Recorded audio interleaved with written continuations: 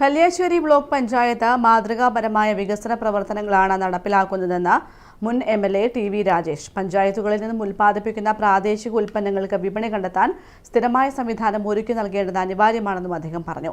Block panchayat ഹാളിൽ നടന്ന വികസന സെമിനാർ ഉദ്ഘാടനം ചെയ്ത് സംസാരിക്കുകയായിരുന്നു രാജേഷ്. മാതൃകാപരമായ നിരവധി വികസന പ്രവർത്തനങ്ങളാണ് കല്യാശ്ശേരി ബ്ലോക്ക് പഞ്ചായത്ത് നടപ്പിലാക്കിയിട്ടുള്ളത്. ഇനിയും കൂടുതൽ പദ്ധതികൾ കൊണ്ടുവരാൻ സാധിക്കണം.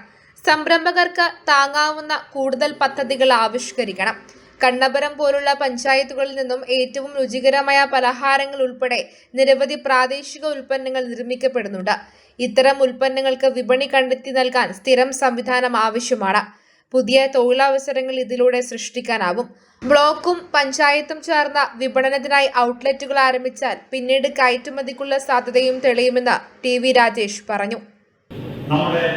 ബ്ലോക്ക് പഞ്ചായത്തിന് കീഴിൽ വരുന്ന വിവിധ പ്രാദേശിക ഉൽപ്പന്നങ്ങൾ, ആ ഉൽപ്പന്നങ്ങൾക്ക് വിപണി കണ്ടെത്തി കൊടുക്കാൻ സഹായകമാകും വിധം ഒരു സ്ഥിരം എക്സ്പോ വേദി എന്ന ഒരു ആശയം തീർച്ചയായിട്ടും അത് അഭിനന്ദനമായ ഒരു കാര്യമാണ്.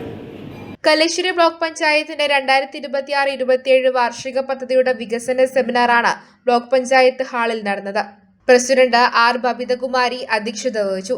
K V. Sreedharan, K. Mohanan, T K. Divakaran, doctor Omana Pankan, K. Bhanumathi, K. Preetha, V S. Ashish തുടങ്ങിയവർ സംസാരിച്ചു.